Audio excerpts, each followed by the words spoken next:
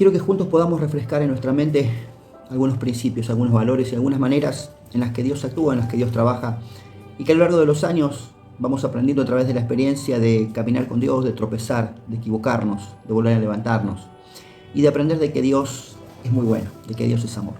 Uno de los versículos más maravillosos y más utilizados y que siempre tenemos que tener presente es el de Juan 3:16, porque de tal manera amó Dios al mundo que ha dado a su Hijo unigénito para que todo aquel que en él crea no se pierda, mas tenga vida eterna. Pero el versículo anterior a ese, hoy me gustaría poder hablar un poquito acerca de un principio que nosotros podemos aprender, porque Juan capítulo 3 nos habla que del mismo modo que Moisés tuvo que levantar la serpiente en el desierto, así es necesario que el Hijo del Hombre, que Jesús, sea levantado, para que todo aquel que crea, que mire a Jesús y que crea en Él, sea salvo. Y aquí tenemos un principio. Podríamos hablar de Moisés, podríamos hablar de la serpiente, podríamos hablar del episodio que ocurrió, pero a mí me gustaría poder enfocarme fundamentalmente en esto, en la necesidad de que Jesucristo sea levantado. Y aquí quiero compartirte un principio que es ineludible, no hay manera de que nosotros lo podamos evitar.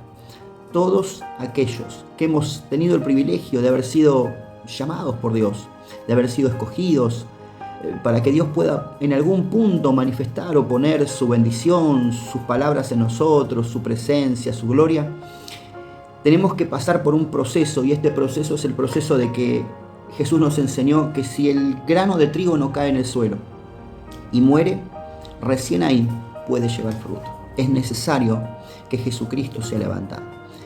Y en la medida de que nosotros podemos entender este principio, que no es un principio solamente en el momento del llamado, sino que es un principio permanente a través del resto de nuestra vida. Él tiene que ser levantado y no nosotros.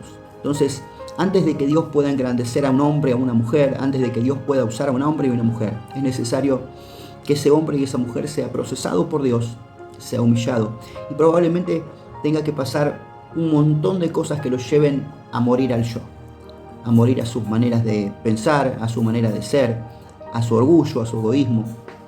Tantas oportunidades he vivido esta experiencia que seguramente también la viviste vos, estar ante una plataforma, ante un predicador importante y esperar que te traiga una palabra profética, que te traiga una palabra de bendición para tu vida, y muchas veces me quedé esperando y la mayoría de las veces no ocurrió. Pero sí es importante entender esto. Lo más maravilloso que ocurrió en mi vida y en la tuya es que un día tuvimos el privilegio de habernos encontrado con Jesús, de haber tenido ese encuentro con Dios, de estar en los planes y en la mente de Dios. A partir de ese momento y de la oportunidad de conocer a Jesús, nace la invitación de parte de Dios para poder servirle. Y hay un momento de nuestra vida que yo digo es un punto de quiebre, donde de repente nosotros mismos somos confrontados con nuestra propia humanidad y nos es necesario morir, nos es necesario menguar, o sea, ser cada vez más pequeños en nuestro yo, en nuestra manera de hacer las cosas, en nuestro orgullo, en nuestro ego, para que Cristo sea glorificado. El apóstol Pablo lo expresó de esta manera a los Gálatas y le dijo: no vivo yo, mas Cristo vive en mí, y la vida que yo ahora vivo en esta carne la vivo en la fe del Hijo de Dios, el cual me amó y se entregó por mí. Así que este principio es elemental y fundamental para que nosotros podamos entender. Y digo esto y lo comparto porque algunas personas tropiezan con este principio. Uno como pastor ha podido ver a lo largo de los años cómo Dios levanta a muchas personas y le da oportunidades maravillosas, gente con talentos, con dones, con ministerios, con cosas que realmente podrían ser excepcionales, hasta incluso mucho mejor que cualquiera de nosotros. Y sin embargo, de repente en algún punto en lo mejor que están sirviendo al Señor, en algún determinado momento, uno lo ve a Dios atravesarse en el camino. Y atravesarse en el camino no para hundirlos, sino justamente para tratar con ellos, para tratar con esa naturaleza, con esas cosas que vienen de alguna manera arraigadas en nosotros y que Dios necesita erradicar y quitar, porque Él está formando la imagen de Jesús en nosotros, porque el único que tiene que ser levantado es Jesús, porque el único que tiene que la gente reconocer y ver en nosotros es a Jesús, y porque Él no nos dejará hasta que logre este objetivo, que con claridad se pueda reflejar la persona de Jesucristo en cada uno de nosotros. Si nosotros simplemente pudiéramos entender lo importante de esto, porque cuando Él es levantado, también nosotros podemos ser testigos del poder y de la gloria de Dios. También nosotros veremos cosas excepcionales y maravillosas en nuestra vida. veremos y viviremos nuestros mejores momentos a nivel personal y ministerial, cuando realmente le podamos permitir al Señor Jesucristo que Él viva en nosotros y nosotros decir, bueno Señor, esta es tu casa, mi vida es tuya, te pertenece, yo ya no soy dueño de nada, sino que tú eres el centro de todas las cosas. Hace poquito leí un artículo que me gustaba mucho y nos contaba acerca de una persona que fue a visitar a un orfebre que trabajaba en el oro. El apóstol Pedro habla de que nuestra fe es probada del mismo modo que el oro para que sea pura delante de Dios. Y si hablamos acerca de nuestra vida de fe y nuestra relación con Dios, del mismo modo también es refinada y probada para que cada día sea más excelente. Y le hizo dos preguntas, porque cuando llegó vio que aquel hombre estaba trabajando y el horno estaba encendido y en ese ambiente hacía muchísimo calor y el hombre estaba ahí al lado del horno mirando permanentemente el proceso del oro. Y le pregunta al orfebre, le dice, ¿usted siempre está en todo momento al lado del oro en el proceso? No es que usted lo deja y se va y luego en otro momento viene.